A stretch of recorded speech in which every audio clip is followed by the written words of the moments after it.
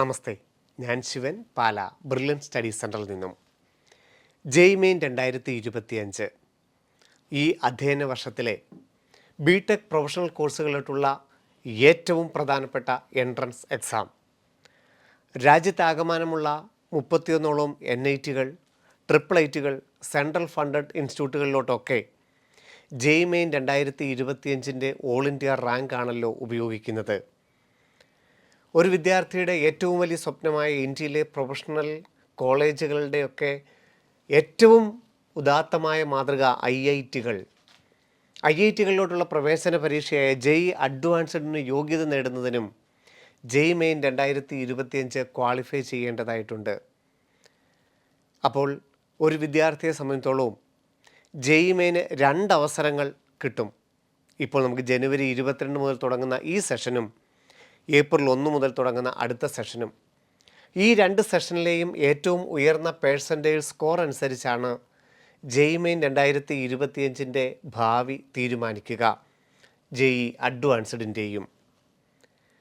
അപ്പോൾ ഒരു വിദ്യാർത്ഥിയെ സംബന്ധിച്ചോളം എത്രത്തോളം പ്രധാനപ്പെട്ട ദിവസങ്ങളാണ് കടന്നു വരുന്നതെന്നുള്ളത് വ്യക്തമാണ്. എല്ലാവരും ഒരുങ്ങിക്കഴിഞ്ഞിരിക്കുന്നു. ഏറ്റവും ലാസ്റ്റ് ടൈം പ്രിപ്പറേഷനിൽ ഇതാ അഡ്മിറ്റ് കാർഡ്, ജെയ്മെയിൻ 2025 അഡ്മിറ്റ് കാർഡ് 19/1/2025 മുതൽ ലഭ്യമാണ്. അതായത് 22-ാം തീയതി എക്സാം ഡേറ്റ് ഓൾറെഡി ലഭിച്ചവർക്ക് 19-ാം തീയതി മുതൽ അഡ്മിറ്റ് കാർഡുകൾ ലഭ്യമാകും. 23, 24 മുതൽ 29 വരെയാണ് ബിടെക്കിൻ്റെ എക്സാമുകൾ.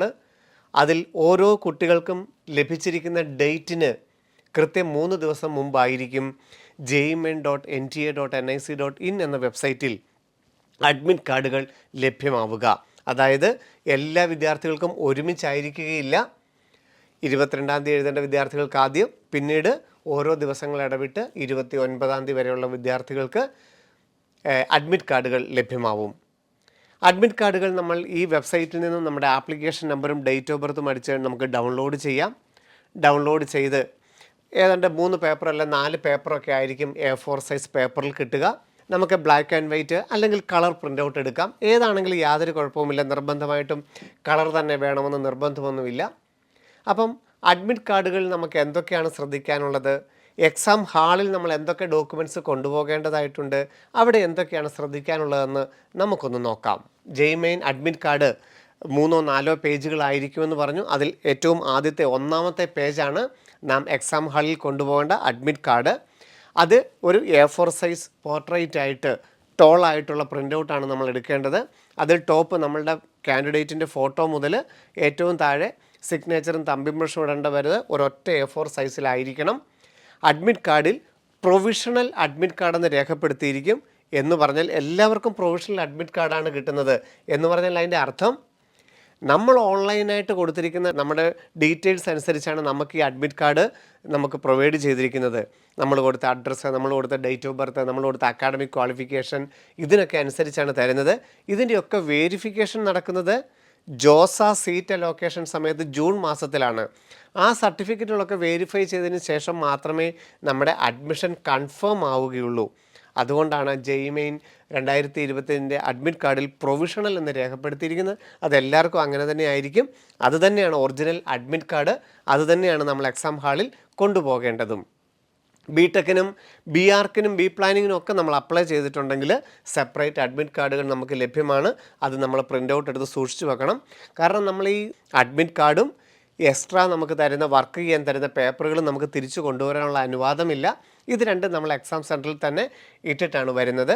അതുകൊണ്ട് നമുക്ക് അഡ്മിറ്റ് കാർഡ് ആവശ്യത്തിന് ഡൗൺലോഡ് ചെയ്ത് വെക്കാം. പല പരീക്ഷകളുള്ളവർ 2-3 എണ്ണം അതിനനുസരിച്ചുള്ളത് എടുക്കണം. ജെയ്മെയിൻ പേപ്പർ 1 ഉള്ളവരുണ്ട്, BArc ബി പ്ലാനിങ് ഉള്ളവരുണ്ട്. അതിനനുസരിച്ച് അഡ്മിറ്റ് കാർഡുകൾ ലഭ്യവുമാണ്. നമുക്കറിയാം 30-ാം തീയതി ലാസ്റ്റ് ദിവസമാണ് BArcൻ്റെയും ബി പ്ലാനിങ്ങിൻ്റെയും ഒക്കെ സെക്കൻഡ് ഷിഫ്റ്റിലാണ് എക്സാം എന്നുള്ളത് കാര്യം നമുക്കറിയാം. അതിൻ്റെ അഡ്മിറ്റ് കാർഡ് ആ സമയത്താണ് ലഭ്യമാവുക. അപ്പോൾ അഡ്മിറ്റ് കാർഡിനെ കുറിച്ച് നമ്മൾ പറഞ്ഞു. അതിൽ ഏറ്റവും ടോപ്പിൽ നമ്മുടെ കാൻഡിഡേറ്റിൻ്റെ ഫോട്ടോയും സിഗ്നേച്ചറും ഉണ്ടായിരിക്കും. അതുപോലെ തന്നെ പേര്, അച്ഛൻ്റെ പേര്, അമ്മയുടെ പേര്, ഡേറ്റ് ഓഫ് ബർത്ത്, നമ്മുടെ പേഴ്സണൽ ഡീറ്റെയിൽസ് ആയിരിക്കും ഏറ്റവും ടോപ്പ് ഭാഗത്തുണ്ടാവുക. അതിനുശേഷം ഏത് പേപ്പറാണ് നമ്മൾ അപ്ലൈ ചെയ്തിരിക്കുന്നുള്ള പേപ്പർ 1 ഉണ്ടാവും. ഇത് 2024 അപ്പോൾ പേപ്പർ 1 ഉണ്ടാകും. ഡേറ്റ് ഓഫ് എക്സാമിനേഷൻ എന്നാണ് എക്സാം എന്നുള്ളതുണ്ടാകും. നമുക്ക് എക്സാം എന്നാണെന്നുള്ളതും അറിയാം, ഏത് സിറ്റി ആണെന്നുള്ളതും. ഇനി നമുക്ക് അറിയേണ്ടത് എന്താണ്? എക്സാം സെൻറ്റർ എവിടെയാണെന്നുള്ളതാണ് അല്ലേ. അപ്പോൾ എക്സാം സെൻറ്ററും അതിൻ്റെ അഡ്രസ്സും ഉണ്ടായിരിക്കും. ഏത് ഷിഫ്റ്റിലാണ് എക്സാം, രാവിലത്തെ ഷിഫ്റ്റാണോ ആഫ്റ്റർനൂൺ ഷിഫ്റ്റാണോ എന്നുള്ളതും അഡ്മിറ്റ് കാർഡിൽ ഉണ്ടായിരിക്കും. അത് കൃത്യമായിട്ട് മനസ്സിലാക്കി എക്സാം സെൻറ്ററിൻ്റെ ഒരു ലൊക്കേഷനൊക്കെ നേരത്തെ തന്നെ നോക്കി മനസ്സിലാക്കി വെക്കേണ്ടതാണ്. ലാസ്റ്റ് ടൈമായിട്ട് ഹർബറി ആയിട്ട് നമ്മൾ പോകുന്നതിന് മുമ്പായിട്ട് തന്നെ എക്സാം സെൻറ്ററിനെ കുറിച്ചൊരു ഐഡിയ ഉണ്ടായിരിക്കണം. നമുക്കറിയാം ഓരോ ദിവസവും ഷിഫ്റ്റ് തുടങ്ങുന്നത് രാവിലെ 9 മുതൽ 12 വരെയാണ് രാവിലത്തെ ഷിഫ്റ്റ്. ഉച്ച കഴിഞ്ഞിട്ടുള്ള ഷിഫ്റ്റ് എന്ന് പറയുന്നത് 3 മുതൽ 6 വരെയാണ്. പരീക്ഷ 22 മുതൽ 29 വരെയാണ് ബിടെക്. BArcൻ്റെ പരീക്ഷ ജനുവരി 30 ഉച്ച കഴിഞ്ഞിട്ട് 3 മുതൽ 6:30 വരെയുള്ള സെഷനുമാണ്. അപ്പോൾ 9 മുതൽ 12 വരെയാണെങ്കിൽ നമ്മൾ 1 മണിക്കൂർ മുമ്പെങ്കിലും നമ്മൾ എക്സാം ഹാളിൽ റിപ്പോർട്ട് ചെയ്തിരിക്കണം. ഉച്ച കഴിഞ്ഞിട്ട് അപ്പോൾ രാവിലെ ആണെങ്കിൽ 9 മണിക്കാണെങ്കിൽ നമ്മൾ 8 മണിക്കെങ്കിലും എക്സാം ഹാളിൽ എത്തിയിരിക്കണം. ഉച്ച കഴിഞ്ഞിട്ട് 3-നാണ് തുടങ്ങുന്നത്. അപ്പോൾ നമ്മൾ 2 മണിക്ക് മുമ്പെങ്കിലും എക്സാം ഹാളിൽ റിപ്പോർട്ട് ചെയ്തിരിക്കണം. അങ്ങനെ നമുക്ക് കൃത്യം 1 മണിക്കൂർ മുമ്പ് നമ്മൾ എക്സാം ഹാളിൽ എത്തുന്നു. നമ്മളുടെ ഡിക്ലറേഷൻ, നമുക്കൊരു സെൽഫ് ഡിക്ലറേഷൻ, നമ്മളുടെ പേരും നമ്മളുടെ അഡ്രസ്സും എഴുതാനായിട്ട് ചെറിയൊരു കോളം ഉണ്ട്. അവിടെ നമ്മുടെ പേരും അഡ്രസ്സുമാണ് എഴുതേണ്ടത്. ഏത് കളർ പേന കൊണ്ട് വേണമെങ്കിലും നമുക്ക് എഴുതാം. അതാണ് ഡിക്ലറേഷൻ. അത് ഈ സെപ്പറേറ്റ് ഒരു A4-ൽ എടുക്കേണ്ടതല്ല, ഈ അഡ്മിറ്റ് കാർഡിൽ തന്നെ വേണ്ടതാണ്. പിന്നെ ഏറ്റവും താഴത്തെ കോളം നമ്മുടെ ഒരു ഫോട്ടോ നമ്മൾ അപ്ലോഡ് ചെയ്ത അതേ ഒരു ഫോട്ടോ നമ്മളിവിടെ ഒട്ടിക്കേണ്ടതായിട്ടുണ്ട്. ഒരു ഫോട്ടോ ഒട്ടിക്കുകയും ചെയ്യണം, ഒരു ഫോട്ടോ അഡീഷണൽ ആയിട്ട് നമ്മൾ അറ്റൻ ഷീറ്റിൽ ഒട്ടിക്കാനും കൊണ്ടുപോകണം. അപ്പോൾ നമുക്ക് 2 പാസ്പോർട്ട് സൈസ് ഫോട്ടോ വേണം. ഒന്ന് ഇവിടെ നമ്മൾ പേസ്റ്റ് ചെയ്യുന്നു, ഇവിടെ നമ്മൾ ലെഫ്റ്റ് തമ്പ് ഇംപ്രഷൻ വെക്കുന്നു. ലെഫ്റ്റ് തമ്പ് ഇംപ്രഷൻ എങ്ങനെ വേണമെങ്കിലും വെക്കാം. നമ്മൾ ഇത് രണ്ടും, ഈ ഫോട്ടോ ഒട്ടിക്കുന്നതും തമ്പ് ഇംപ്രഷൻ നമ്മളുടെ വീട്ടിൽ നിന്ന് തന്നെ ചെയ്തുകൊണ്ട് പോകണം. കാൻഡിഡേറ്റ് സിഗ്നേച്ചർ നമ്മൾ എക്സാം ഹാളിൽ ചെന്നിട്ട് ഇൻവിജിലേറ്ററിൻ്റെ മുമ്പിലാണ് നമ്മൾ സൈൻ ചെയ്യേണ്ടത്. ഇത് നമ്മൾ വീട്ടിൽ നിന്ന് ഇട്ടുകൊണ്ട് പോകരുത്. ഇത്രയാണ് അഡ്മിറ്റ് കാർഡെന്ന് പറയുന്നത്. ഇതാണ് അഡ്മിറ്റ് കാർഡ് നമ്മൾ തയ്യാറാക്കിക്കൊണ്ട് പോകേണ്ടത്. ഇനി നമുക്ക് ഇതിൻ്റെ കൂട്ടത്തിൽ എന്തൊക്കെ നമുക്ക് എക്സാം ഹാളിൽ കൊണ്ടുപോകാം. നമുക്കറിയാം പേന, നമുക്ക് അഡീഷണൽ വർക്കൗട്ട് ചെയ്യാനായിട്ടുള്ള പ്രോബ്ലംസൊക്കെ ചെയ്ത് നോക്കാനുള്ള പേന നമ്മൾ കൊണ്ടുപോകേണ്ടതായിട്ടുണ്ട്. അഡ്മിറ്റ് കാർഡ്, പിന്നെ നമ്മൾ വാലിഡായിട്ടൊരു ID പ്രൂഫ്. ഏതൊക്കെ കൊണ്ടുപോകാം? നമ്മുടെ ആധാർ കൊണ്ടുപോകാം. ആധാറിൻ്റെ ഒറിജിനൽ, അതായത് നമ്മുടെ കാർഡായിട്ടിരിക്കുന്നത്, അല്ലെങ്കിൽ ലാമിനേറ്റ് ചെയ്തൊക്കെ ഇരിക്കുന്നത്, അല്ലെങ്കിൽ ഈ ആധാർ കമ്പ്യൂട്ടറിൽ നിന്ന് പ്രിൻ്റ് എടുത്തത്. Photo copy, black and white photo copy കൊണ്ടുപോകരുത്. നമ്മളുടെ കമ്പ്യൂട്ടറിൽ നിന്ന് എടുത്ത ഈ ആധാറോ അല്ലെങ്കിൽ ആധാർ കാർഡോ അതിൻ്റെ ചെറിയ വലുപ്പത്തിലുള്ള നമ്മൾ ലാമിനേറ്റ് കാർഡൊക്കെ ആയിട്ട് രൂപീകരിച്ച് വെച്ചിരിക്കുന്നുണ്ട്. അതൊക്കെ ആണെങ്കിലും കുഴപ്പമൊന്നുമില്ല. അപ്പോൾ അഡ്മിറ്റ് കാർഡ് അല്ലെങ്കിൽ എൻറോൾമെൻറ്റ് ഫോമൊക്കെ ആണെങ്കിലും അത് നമ്മളിപ്പോൾ അപ്ഡേറ്റ് ചെയ്യാനായിട്ട് ഈ റീസെൻ്റ് കൊടുത്തിട്ടുണ്ടെങ്കിൽ ആധാറിൻ്റെ എൻറോൾമെൻറ്റ് ഫോം ആണെങ്കിലും കുഴപ്പമൊന്നുമില്ല. അപ്പോൾ ആധാർ സംബന്ധിച്ചുള്ള കാര്യങ്ങളെല്ലാം നിങ്ങൾക്ക് മനസ്സിലായി. ഇനി നമുക്ക് +2 ഹോൾ ടിക്കറ്റ് നമുക്ക് കൊണ്ടുപോകാനായിട്ട് സാധിക്കും. പാൻ കാർഡ് കൊണ്ടുപോകാം, നമ്മളുടെ പാസ്പോർട്ട് കൊണ്ടുപോകാം, വോട്ടേഴ്സ് ID കൊണ്ടുപോകാം. അപ്പോൾ നമ്മളുടെ ഫോട്ടോ വെച്ചിട്ട് നമ്മൾ അയാളെ ഐഡൻറ്റിഫൈ ചെയ്യണം, അതാണ് ഉദ്ദേശിക്കുന്നത്. അപ്പോൾ വാലിഡ് ആയിട്ടുള്ളൊരു ID പ്രൂഫിൻ്റെ ഒറിജിനൽ നമ്മളിൽ ഉണ്ടായിരിക്കണം. അതൊരു കാരണവശാലും മറക്കരുത്. അപ്പം അഡ്മിറ്റ് കാർഡ്, പേന, ഒരു ബോൾ പോയിൻ്റ് പേന, ബ്ലൂ ഓർ ബ്ലാക്ക്, ഒരു ബോൾ പോയിൻ്റ് പേന, പിന്നെ നമ്മുടെ അഡ്മിറ്റ് കാർഡ്, പിന്നെ ഒരു ഫോട്ടോ അല്ലേ. അഡീഷണൽ ആയിട്ട് നമ്മൾ ഒട്ടിക്കുന്ന പേസ്റ്റ് ചെയ്യുന്നത് കൂടാതെ അറ്റൻ ഷീറ്റിൽ ഒട്ടിക്കാൻ ഒരു ഫോട്ടോ, ദെൻ ID പ്രൂഫിൻ്റെ ഒറിജിനൽ. പിന്നെ നമുക്ക് വെള്ളമൊക്കെ കുടിക്കണമെന്നുണ്ടെങ്കിൽ നമുക്ക് transparent water bottle with water, വെള്ളം നമുക്ക് കൊണ്ടുപോകാനായിട്ട് സാധിക്കും. അപ്പോൾ ഒന്നും കൂടെ പറയാം, കൊണ്ടുപോകേണ്ട കാര്യങ്ങൾ ലാസ്റ്റ് ടൈം നമ്മൾ എടുത്തു വെക്കുന്നു. അത് പരീക്ഷയ്ക്ക് തലേദിവസം തന്നെ നമ്മൾ എടുത്തു വെക്കണം. അഡ്മിറ്റ് കാർഡ്, നമ്മുടെ ഈ ആദ്യത്തെ front page duly filled admit card, valid ID proof, അതിൻ്റെ ഒറിജിനൽ ID പ്രൂഫ്, ഒരു അഡീഷണൽ ഫോട്ടോഗ്രാഫ്, ബോൾ പോയിൻ്റ് പേന. ഇനി വാട്ടർ ബോട്ടിൽ നിങ്ങൾക്ക് അർദ്ധമാണെങ്കിൽ വാട്ടറും നിങ്ങൾക്ക് കൊണ്ടുപോകാനായിട്ട് സാധിക്കും. ദെൻ ഏതൊക്കെ നിങ്ങൾക്ക് കൊണ്ടുപോകാമെന്നുള്ള ഒറിജിനൽ ID പ്രൂഫിൻ്റെ സ്ഥാനത്ത് ഏതൊക്കെ കൊണ്ടുപോകാമെന്നുള്ളത് വ്യക്തമായിട്ട് നിങ്ങൾക്ക് ID പ്രൂഫ് നമ്മുടെ ഹോൾ ടിക്കറ്റിൽ വന്നിട്ടുണ്ട്. PWD കാൻഡിഡേറ്റ് ആണെന്നുണ്ടെങ്കിൽ അതിൻ്റെ ഡിസബിലിറ്റി ഉള്ള നമ്മുടെ സർട്ടിഫിക്കറ്റ്, നമുക്ക് ടൈം എക്സ്റ്റെൻഡ് ചെയ്ത് കിട്ടിയിട്ടുണ്ടെങ്കിൽ അതിൻ്റെ പ്രൂഫ്, സ്ക്രൈബിനെ നമ്മൾ കൊണ്ടുപോയിട്ടുണ്ടെങ്കിൽ അതിൻ്റെ 2ൻ്റെ ഒതൻറ്റിക്കേഷൻ ലെറ്റർ, അതൊക്കെ നമ്മുടെ കയ്യിലുണ്ടായിരിക്കണം. പിന്നെ നമുക്കറിയാം പ്രത്യേകിച്ച് ഡ്രസ് കോഡുകളൊന്നുമില്ല, ഏത് ഡ്രസ്സും നമുക്കിടാം. പ്രത്യേകിച്ച് ഡ്രസ് കോഡുകളൊന്നും നിങ്ങൾ നോക്കേണ്ടതായിട്ടില്ല.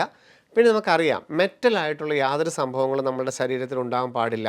വാച്ച്, മാല, കമ്മൽ, അങ്ങനെയുള്ള ആഭരണങ്ങളെല്ലാം നമ്മൾ ദയവായിട്ട് ഒഴിവാക്കുക. വാച്ച് ഒഴിവാക്കുക. പിന്നെ നമ്മൾ പല്ല് കമ്പി ഇട്ടതോ അങ്ങനെയുള്ളതൊന്നും യാതൊരു പ്രോബ്ലവും ഇല്ല, അതൊന്നും ഒഴിവാക്കേണ്ടതായിട്ടില്ല. നമ്മൾ ഡീസൻ്റ് ആയിട്ടുള്ള ഏത് ഡ്രസ്സും നിങ്ങൾക്കിടാം.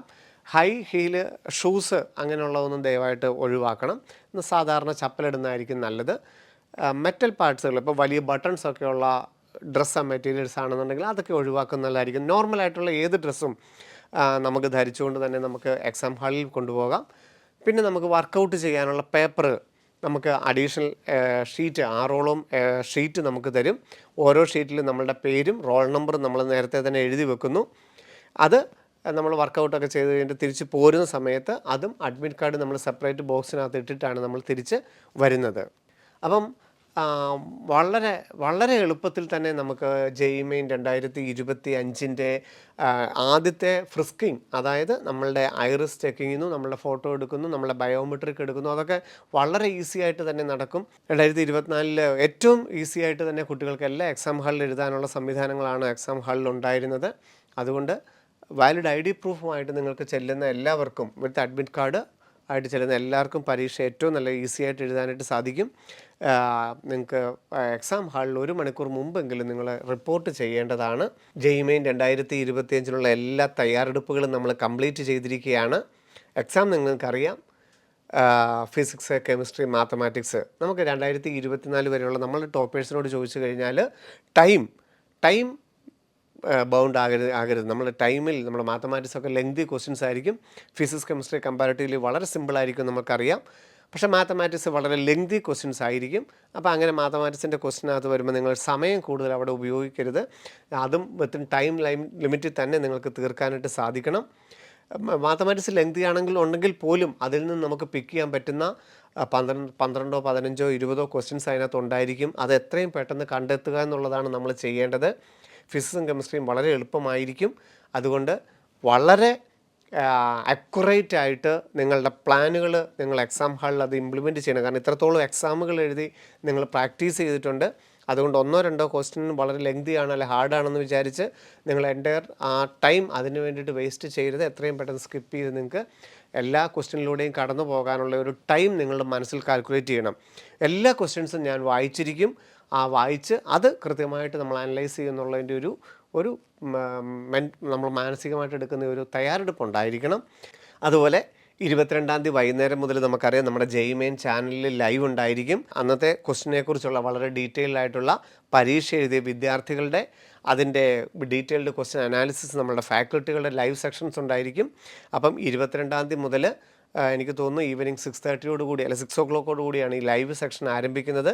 അത് പിറ്റേ ദിവസത്തെ എക്സാമിന് ഏറ്റവും ലാസ്റ്റ് ടൈം ഒരു പ്രിപ്പറേഷൻ ഏറ്റവും ഉപകാരപ്പെടും. നമുക്ക് ഏതൊക്കെ മോഡലാണ് ക്വസ്റ്റ്യൻസ് പേപ്പർ ചോദിക്കുന്നത്, അതിനെങ്ങനെയാണ് ഈസി ആയിട്ട് നമുക്ക് കൈകാര്യം ചെയ്യാൻ പറ്റുന്നത് എന്നൊക്കെയുള്ളത് നമുക്ക് ഓരോ ദിവസത്തെയും എക്സ്പീരിയൻസ് നമ്മുടെ കുട്ടികളിൽ നിന്ന് കിട്ടും.